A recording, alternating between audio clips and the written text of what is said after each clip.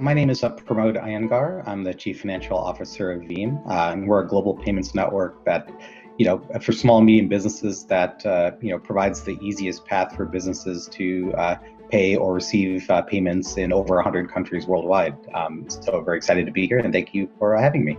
I'm William Artingstall. I am an Emerging Payments and Business Development Director with Citi and working in the global payments and receivables business.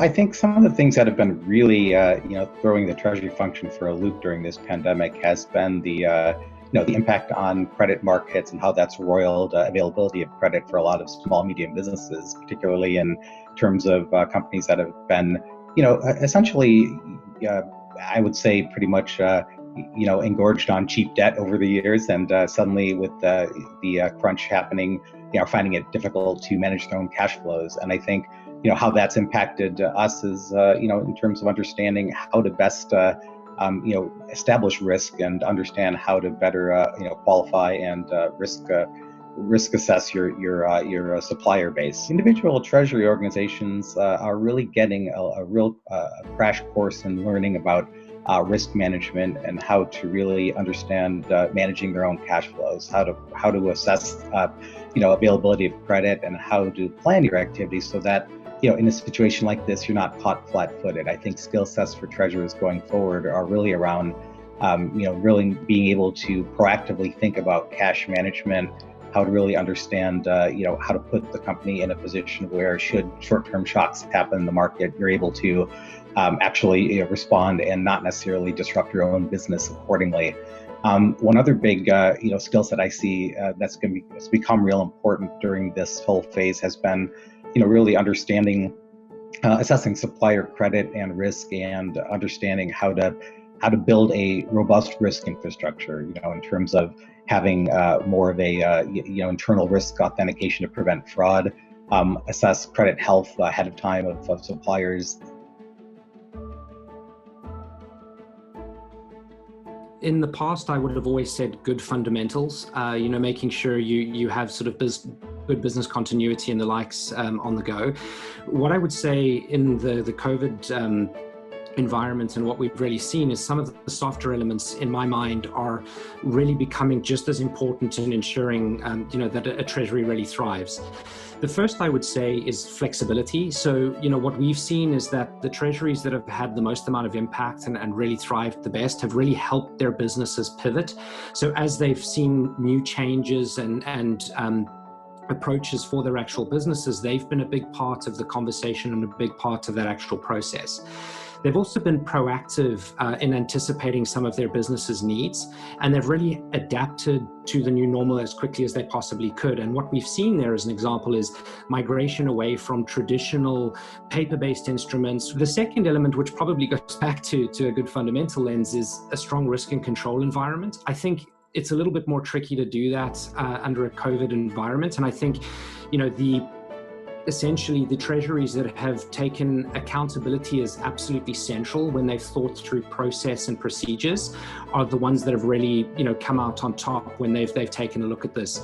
So, additional to this, things like maintaining visibility and ensuring that you're using technology as an enabler when you're thinking through strong risk and controls has been really critical, for thriving treasuries. The third piece, I'd say, is they've maintained a forward-looking approach to their actual treasury environment as well. So this is, they managed to really get the balance right, in my mind, between traditional practices and new digital approaches. And I think the advantage of getting the balance right in terms of doing that is that you're able to take the right decisions for the near term and the long term.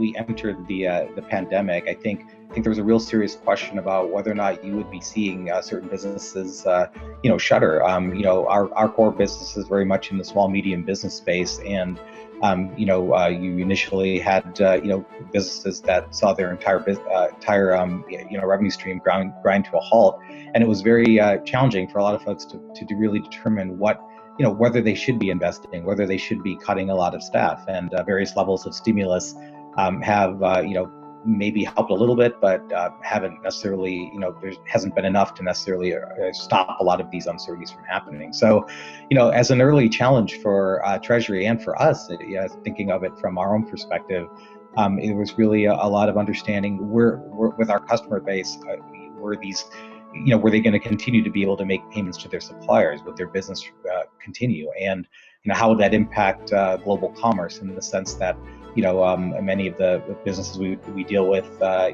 have contract suppliers in China, so sending payments over there would be impacted quite a bit. And this went continually upstream as well, having credit and availability to finance working capital at the business level.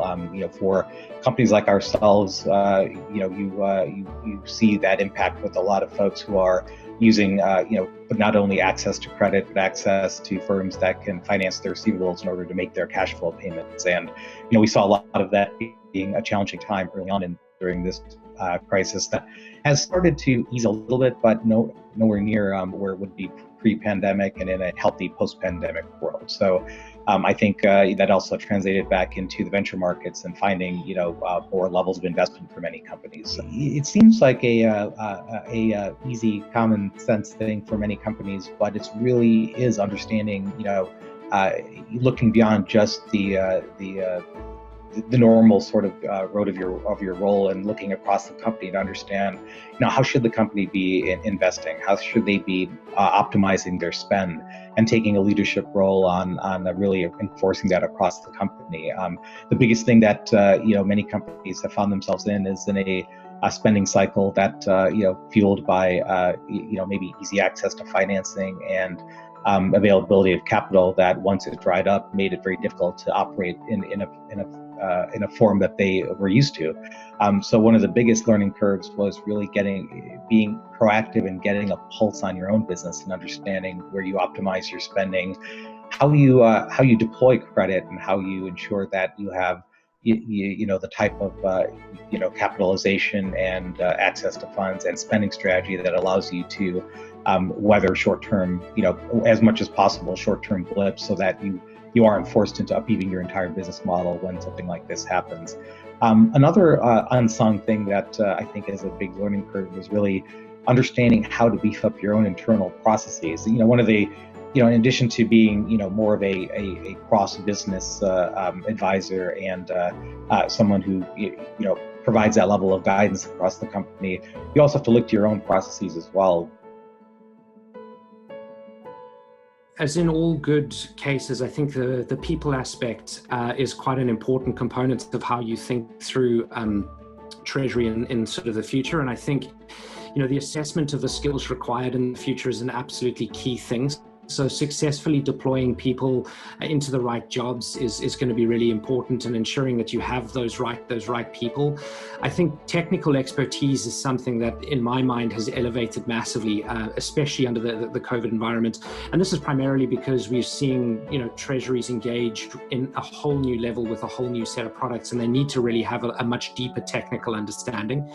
I think the other lens of the people aspect, which COVID has really brought up, is remote teams and remote working, and whether we're ever going to get back to that type of thing. The best way to think about the lockdown is it's kind of like a nightmare social experience in digitizing Treasury and digitizing Treasury practices.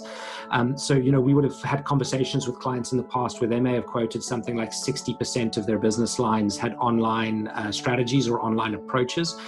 We're definitely seeing an acceleration in that. We're hearing stats now north of 80% of business lines being online. So that I think the trend has not only been reinforced towards more digital Treasury, but it's definitely been accelerated through this period as well.